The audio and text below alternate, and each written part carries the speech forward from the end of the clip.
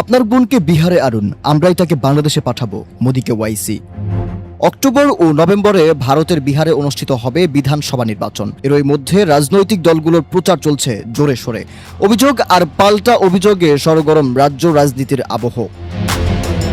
বিতর্কের উপাদানে নতুন মাত্রা যোগ করেছে বাংলাদেশি অনুপ্রবেশকারী ইস্যু। এর জেরে ভারতের প্রধানমন্ত্রী নরেন্দ্র মোদীর বক্তব্যের পাল্টা জবাবে বাংলাদেশের ক্ষমতাচ্যুত প্রধানমন্ত্রী শেখ হাসিনার প্রসঙ্গ টেনে এনেছেন সর্বভারতীয় মজলিস ই ইত্তেহাদুল মুসলিমিন এর প্রধান আসাদুদ্দিন ওয়াইসি। শুক্রবার ২৬ সেপ্টেম্বর এক প্রতিবেদনে এমন তথ্য জানিয়েছে ভারতীয় সংবাদ মাধ্যম এনডিটিভি।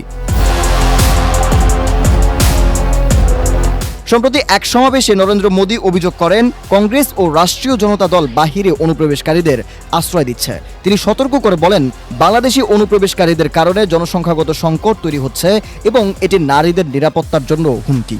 মোদীর এমন বক্তব্যের জবাবে ওয়াইসি গতকাল দাবি করেন, বিহারে কোনো বাংলাদেশি নেই, বিশেষ করে সীমাঞ্চল অঞ্চলে, যেখানে তার দল আগের নির্বাচনে ভালো ফল করেছিল। ওয়াইসি বলেন, মোদীজি বলেছেন বিহারে বাংলাদেশি আছে।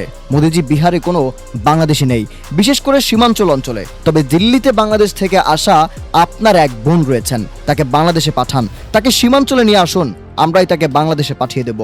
উল্লেখ্য, আসাদুদ্দিনের এই মন্তব্যে সরাসরি ইঙ্গিত ছিল বাংলাদেশের সাবেক প্রধানমন্ত্রী শেখ হাসিনার দিকে।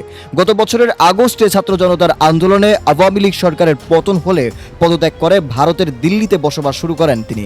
এরপর আর প্রকাশ্যে দেখা যায়নি শেখ হাসিনাকে। News desk, ২৬ television.